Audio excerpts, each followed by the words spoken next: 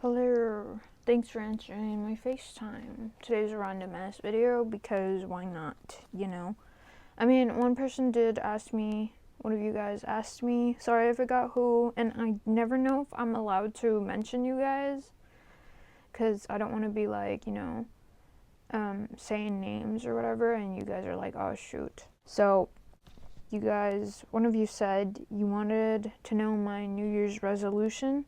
And the thing is, I don't do New Year's resolution usually anymore because I feel it kind of sets you up for failure because you shouldn't need a specific day to start making goals or whatever. And I don't know, it's just, I guess my only focus was, my health or like trying to get out of, Ed's bullshit. But I did it because why not? I started to write some stuff that I needed to focus on or to make a list of things I did want to kind of either start or head towards for the New Year's because I don't want to feel disappointed in myself if I don't accomplish anything. So I did write some though, and maybe you guys have the same ones, so that's why I'm gonna share them. Please share yours in the comments so I can totally copy off of you. No, I'm just kidding. But so we can all see if we have any in common. The first one I wrote is, I want to keep learning to work with myself and not against myself. I don't want to keep destroying myself. I want to build myself up. So that's something, I think I've started that ever since I started recovery. I kind of started that. So I want to keep focusing on that and maybe reach other parts of it. And then the next one kind of goes with this one. It's calling out negative self-talk when it happens so I can call it out and adjust. Also, like my mindset too. I don't want to blame myself because, that's rude too. But I want to every time I say I'm dumb, I'm like, oh wait, you have to stop saying that. It's not gonna help you. It's so hard though, it really is. I never realized how much I do until I start calling myself out for it. So that's one of them. And a perfect example of this was my little brother. He said he's fixing his car, and he said, I don't know how to do, he was talking about a specific thing to fix his car, and he said, I don't know how to do that yet. And I'm like, that's such a good way to phrase it. Instead of saying, I don't know how to do that, you add a yet.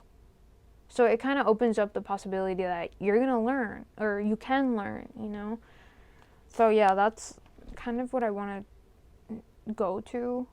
If I don't know something, I could learn it, it's not just a dead end. And then another one is meet 5 positive role models, because I feel like toxic people are easy to find and I need to find positive ones. I absorb, it's weird, but I really feel like I absorb people's, how they feel and how they are in life. So if you're a positive person and I absorb that, I become a positive person. And if you're a negative person, I absorb it too. It's really annoying and I hate it, and I don't know, maybe it's because I lack personality or something, but it literally hits me. Whatever, if you're too much of something, whether it's positive or negative, it hits me. It's just I feel it. It's so weird. So if I could just be around positive people, my life would be completely different. And I think I've met one who is, and he's a coworker who's now a friend. I should give him a nickname. I can't come up with a nickname.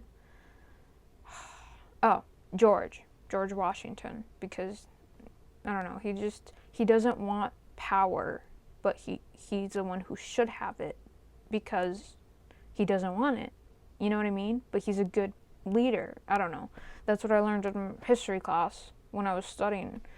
George Washington did not want to be a king. He refused, and everybody wanted him to be, but he settled with president. So that's why we're going to call this guy George. He's a positive role model because he's very in tune with his emotions, and I've never seen that with a guy before, which sounds sexist, but I swear I've never seen that with a guy before, which is kind of sad, but I get why that is, but it's refreshing to see it from a guy for the first time, and I hope I see it more often.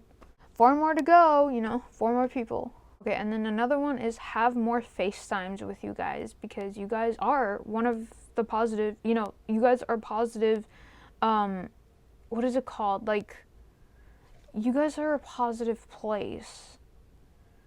And it's like a home where sometimes I feel extremely sad or homesick and I'm already at home and I'm like, oh wait, it's because I haven't talked to you guys in a while. And I need to do it more often. I just don't know what, you know? And maybe just random conversations would be fine. If I did it on my phone, it'd be so much faster because my camera takes freaking forever to download. So yeah, I have to do more FaceTimes with you guys. Like, I know, though we probably met in a very negative circumstances and that's why we know each other, I became positive. It's weird. It's like, how could something, my lowest, I met most of you guys at my lowest, my first video. It was my biggest, worst time of my life. And that's where I met the people that have made me very positive, like the most positive I've ever been, really. So it's crazy how, you know, that works. Okay, and the next one sounds kind of bad, but it's stop doing the most for people.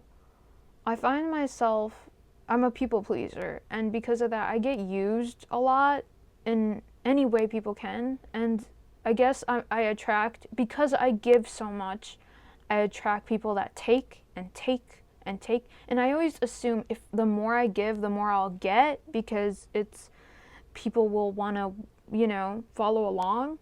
No, it's so wrong, and I have to stop. Like, I really need to stop giving my all to people, especially in the way I give. I love to help, like, you know, when I talk to people, I like to talk about make them feel understood and heard, kind of like what you guys do for me. And the reason I do this with you guys, where I talk a lot about myself, and it's not because I'm conceited. I might be. Shoot. There's another one I need to write, stop being conceited. It's because I lack it in my real life. Like, I've always been pushed to the side, and I've been forced to be, you know, everybody's personal comfort, like, therapist, to the point where, like, people don't give me credit for it. Like, I don't have value to them, but I still have to be there for them, and that just sucks. So I have to step back in a way, if that makes sense. Another one is stay in therapy, because, you know, I need somebody to call me out on my toxic shit, and I need to fix it. Like, my therapist said, you know, she kind of just tells me how to stop, like, talk to myself better, if that makes sense. And then another one is save $5,000 at least in my bank account. And then we get on the random ones. It's organize the hell out of my room, because I don't know, I like having a very organized space. Even though I'm a hoarder, I like to organize all my stuff that I really shouldn't have. Speaking of stuff I shouldn't have, I also want to donate more, because I really shouldn't have this much stuff. I don't use half of the clothes, you know. I don't even use, like, I could fit the clothes I wear in one of these containers. Like, I could fit it all in one of this, and I have like 20 of them, so it's like completely over the top. But I can't let go of the clothes. I'm so attached. I don't know. That's a hoarder mentality, by the way. But yeah, I need to deal with that. And then this one's like the first one I thought of is clear my skin. I am so focused. I wrote it down, by the way, everything, because I have a bad memory, but I'm gonna do whatever it takes to clear my skin, because it really damages my already very short amount of self-esteem. Like, because of my skin, it hit negative, and it's really bullshit. Like, it just really sucks. I hate it. I hate showing my face in places, and it's really itchy and uncomfortable. So one of my goals is to clear my skin as much as I can, if not completely. I really hope I can get that. And then another one I wrote school or career ? Because I don't think it's safe for me to work at a warehouse all the time. I feel like I'm constantly always this close to getting into a really bad accident. So I'm kind of sketched out, especially how dumb I am sometimes. Oh, there I go again. Freaking, I'm already breaking one of the rules. And then another one is stay away from ed and toxic people. I've noticed my ed is triggered, probably you guys is too. My ed is triggered with toxic people that talk to me, that talk down at me and think they're better than me, so I will forever start cutting people out or avoiding them because I don't want to talk to people that just make me feel like shit. You know, I'm viewed as something that it doesn't have value unless I listen to their problems, and that's about it. I don't want to live like that. Another random one is read at least one educational book a month. Sounds like very little because I read at least 3 books a week because I can't listen to educational books very often. It just bores the hell out of me. I really like psychological thrillers and stories. Love to get lost in them. It helps with my anxiety, but I really need to learn more shit. Cause like when I tell people how often, you know, like, oh, I finished a book, and they're just like, oh my gosh, you read a lot. It's like, you must be smart. No, dude, I probably lost some brain cells from the trauma of losing yet another character I love, you know? So I should be learning some stuff, but all these psychological thrillers are only teaching me that people are very scary creatures. But yeah, I need to read at least one a month, and that's a lot for me, okay? Because I really struggle with those kind of books, especially with the voices, because I have audiobooks and some of the voices are very like boring to hear. And the last one is kind of random too. Watch more movies with mom and brother. We went to go watch Spider-Man, No Way Home, I think. And holy shit, guys! Oh my god, it was really fun going and watching. And I don't really like to go to the theater because it kind of depresses me. But when we went to see that, I was so happy. I think it's because I was with 2 people that made me happy. Because I've gone on dates to theaters, and it was always with guys that didn't treat me right, or I felt something's off about them.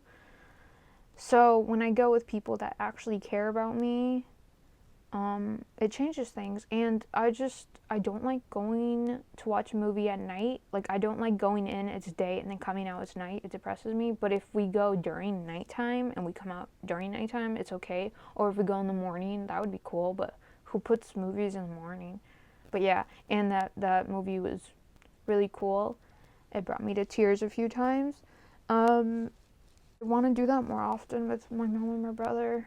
Maybe my sister, but she really doesn't like going out to watch movies. But yeah, I should make a bucket list, guys, because there are some things, maybe this should be on my bucket list, because I don't think I could do these in a year, you know? But yeah, I hope I'm not disappointed.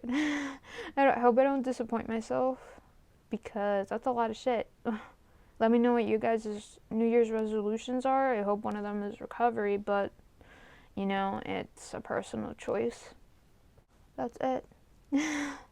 I hope I can do it, but I'll talk to you guys next time. Thanks for answering my FaceTime. Bye.